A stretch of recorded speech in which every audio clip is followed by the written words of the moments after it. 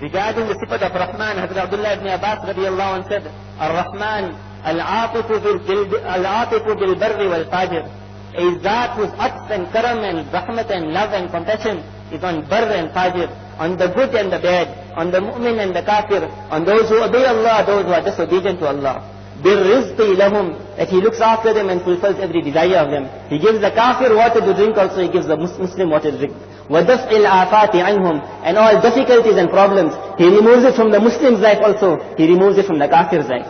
This is the zat of Allah, that a kafir can be disobeying Allah to such an extent, and Allah will still be showering upon him.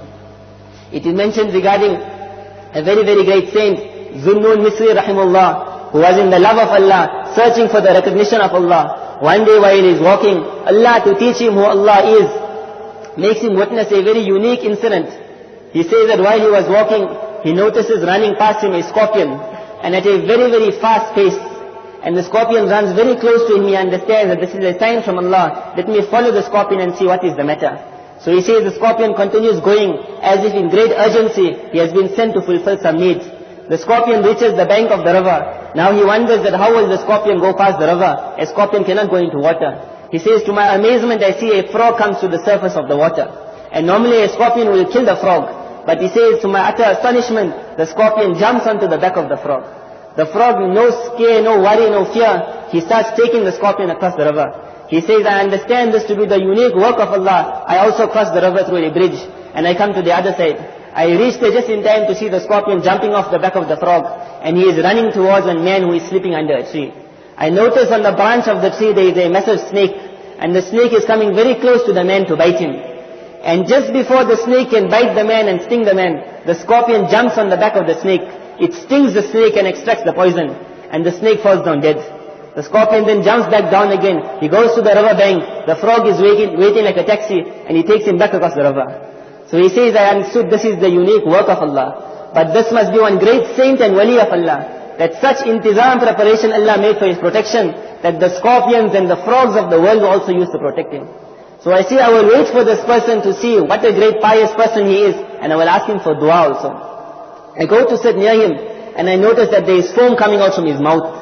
It is the foam of a man who is drunk. I get shocked that this man is in a drunken, intoxicated state, and that all that beer is around his mouth. I question Allah and say, Oh Allah, this man in such a state of disobedience, openly he drinks in front of you, and he even goes to sleep in this condition. How is it that you have made so much preparation for him? Zunnun Misri rahimullah says, ilham comes to him. Allah puts a thought in his mind, that, oh Zunnun, if I only have to look after those who are obedient to me, then who will look after those who are disobedient? So this is the love of Allah, which Allah wants every single person in this world to get. It is mentioned that whichever group came in the past, then the reason of shirk, the reason of associating partners with Allah, ulama explain, was if you have to ponder over all the people who made shirk, you will see it was one thing, and that is the misunderstanding they have regarding the Zat of Allah. When people understood Allah to be Jabbar and Qahar, very, very powerful, very, very mightyful, then they felt that how can we go in front of Allah with our needs? Day and night we disobey Allah. How can we then put our hands up to Allah and ask Him for what we want? Is it not a disgraceful act? Like one Sha'ir, he mentioning to himself, taking his name, he's saying that with what face are you going to go to the Ka'batullah? With what face are you going to go to the house of Allah? When day and night you are disobeying Allah, now you want to go to His house. Thinking to be like a king of this world, you disobey him, and then a need comes and you go to him. He will immediately order his guards to have you killed. So thinking Allah to be like that, he says that, oh, with what face can I go to the Ka'batullah? One Arif, one Wali of Allah changes the poem and he says that I will take the same face which has disobeyed Allah, and I will take it to the house of Allah, and I will put it in the sand in front of Allah, and I will cry to Allah asking Allah to forgive me. Allah is not like a king of this world. Allah loves to see that disobedient face coming in front of Him asking for forgiveness. So all the previous tribes who made shirk was on the basis of the fear that they felt that they could not worship Allah. They do not have the ability to stand in front of Allah. Shaitan then blew in their minds that instead of going directly to Allah, there are very, very pious people in the world that you know, why don't you go to them? They do not have that sifat of anger and power to punish you, but they have lot mercy and compassion in their heart. So you sit with them and they will love you also, and they will make dua for you, and like that day your work will get done. People felt this way very, very easy, and they started going to these friends of Allah. And after a while honoring them, after a while started worshipping them. And this is how shirk started. So because of this, Allah wanted to remove shirk completely from this world. The Quran being the Quran of Hidayat, the last book of Hidayat, to make sure that shirk will never come in the minds of the Muslims. Man will find that if he reads the Quran, over and over again he notices that the word Rahman, Rahim is repeated again and again in different ways. He starts Bismillah. After Bismillah, any sifat of Allah, Allah could have mentioned. He mentions Ar-Rahman, Ar-Rahim. That do not think me to be like a king of the world, that you have to make shirk to come to me. I am Rahman, Rahim, come directly towards me. He starts Alhamdulillahi Rabbil Alameen, Ar-Rahman, Ar-Rahim.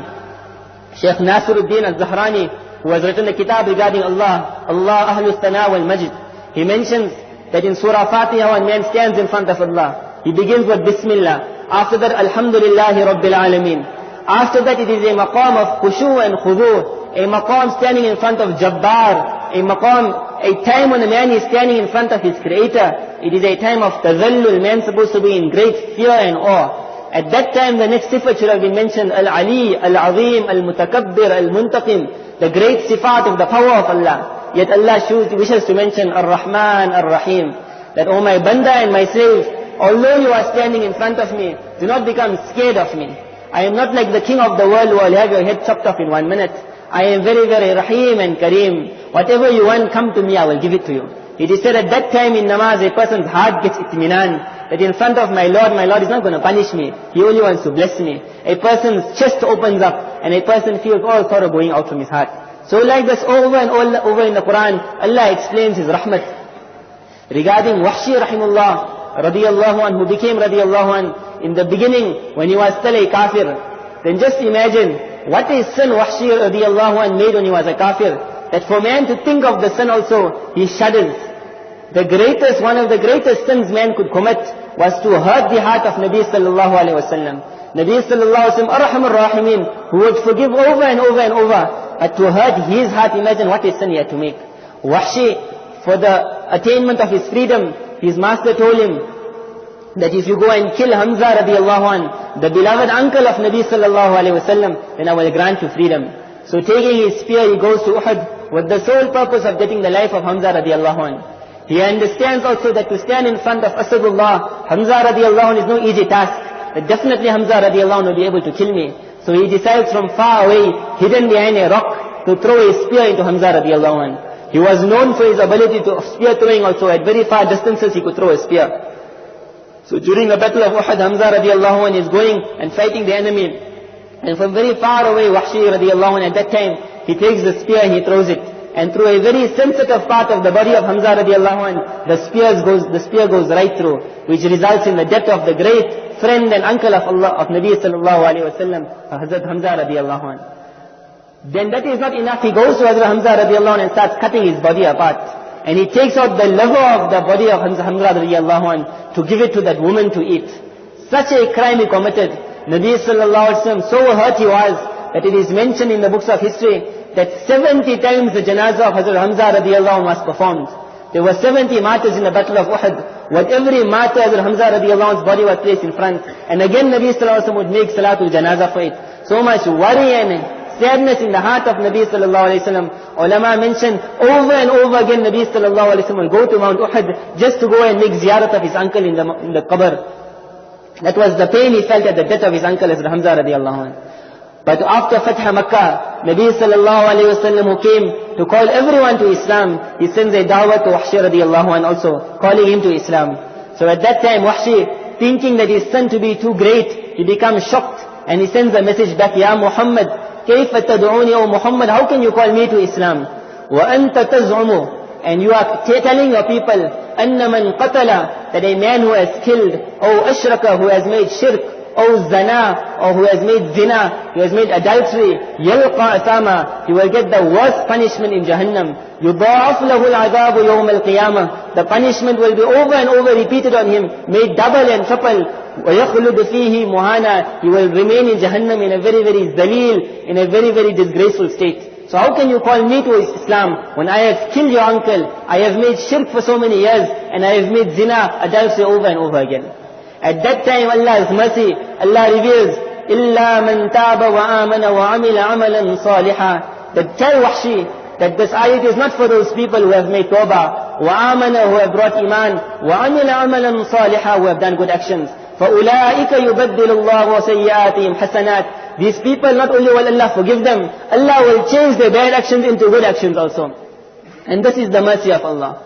Now imagine Wahshi at that time. If it was me and you, we will run immediately that our mercy, forgiveness has come. Where can we ever think of getting forgiven? But at that time also he sends a message back to Nabi sallallahu alayhi wa sallam. He says, Ya Muhammad, هَذَا شَرْطٌ شَدِيد. That the condition you have made is very, very severe. That I have to make tawbah, I have to have iman, and I have to have good deeds. وَعَمِلَ عَمَلًا صَالِحًا لَعَلِّي لَا أَقْدِرُ عَلَى هَذَا. Perhaps I will not live to be able to do these actions. I will not live to be able to do good actions, which will result in my bad actions being wiped out. So do you have anything else for me? Allah's mercy again comes. He does not reproach Wahshi that I am giving you a chance, why don't you accept it? Again the mercy of Allah comes. And Allah says, tell Wahshi, إِنَّ اللَّهَ لَا يَغْفِرُ أَن يُشْرَكَ بِهِ وَيَغْفِرُ مَا دُونَ ذَلِكَ لِمَن يَشَاءُ. That Allah will never forgive a mushrik, a person who makes shirk with Allah. Besides that, whoever Allah wishes, Allah will forgive him. So what are you becoming despondent for? Why don't you come to me and I will also forgive you? At that time again we would have run, the mercy of Allah has come. Wahshi radiallahu anhu, at that time also he says that, Ya Muhammad, ura hada mu'allakum bil Mashiach. That I see this condition, it is joined with the Mashiach, that Allah will forgive whoever He wishes. Now I don't know if I will be among those people who Allah wishes to forgive or not. So do you have, فَهَلْ إِنْدَكَ غَيْرُ ذَلِكَ? Do you have something else till I am still not happy? Imagine the mercy of Allah. قُلْ يَا عِبَادِيَ الَّذِينَ أَسْرَفُوا عَلَىٰ أَنفُسِهِمْ لَا تَقْنَطُوا مِنْ رَحْمَةِ اللَّهِ إِنَّ اللَّهَ يَغْفِرُ الذُّنُوبَ جَمِيعًا إِنَّهُ هُوَ الْغَفُورُ الرَّحِيمُ. Allah says, oh Wahshi, oh my banda, my slave who has made israf, who has made zulm and oppression on himself, لَا تَقْنَطُوا مِنْ رَحْمَةِ اللَّهِ. That who you are speaking about? You are speaking of your great Creator. How can you ever become despondent of His mercy? Will He not wish to forgive you? إِنَّ اللَّهَ يَغْفِرُ الذُّنُوبَ جَمِيعًا. Allah wishes to forgive every sin of man. إِنَّهُ هُوَ الْغَفُورُ الرَّحِيمُ. This is the sifat of Allah. He is Ghafoor, He is Rahim. Abdullah ibn Abbas radiallahu anh explains that at the beginning when Allah created the creation, then after writing taqdeer also, and after writing the destiny of every single man, then Allah created rahmat also, the sifat of rahmat. And Allah created it in 100 parts. From those 100 parts, Allah sent one part only into and distributed it amongst the creation. He says that because of this one part of the rahmat of Allah, whatever signs of rahmat you see in this world is because of that one part. You will see a lioness. If you try and attack her baby cub, you will see how she will attack you. That love of her child will be that she will give her life to save her lioness. Look at a mother at the time of pregnancy, how she will scream and scream, but when the child comes out, she will never even be able to hit the child, that you have caused me so much pain. So much raham she will feel for the child. Look at that father that he is able to spend over and over again on his child. He sees his money going out of his pocket, it never hurts his heart. That rahmat of Allah, it is all on the basis of that one sifat of rahmat. Look at Yusuf alayhi salam, after his brothers throw him in the well, and they try and kill him, and they put him through years of slavery, they make him go to jail. After so many years when they come under his power, he says, La tathriba alaykum al-yawm, that, oh my brothers, today I forgive every single thing of yours, and not only that, I bring you into the castle also to share the bounties with me. Look at Arhamur Rahimin, Nabi sallallahu alayhi wa sallam, who was Rahmatul lil Alameen, the greatest of this world in Rahmat.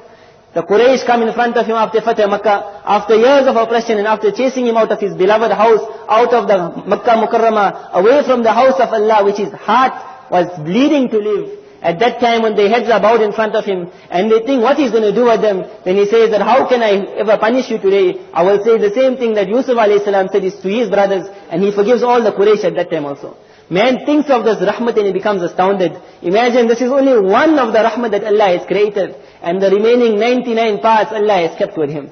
99 parts of rahmat Allah has got. So who then can become despondent of the mercy of Allah?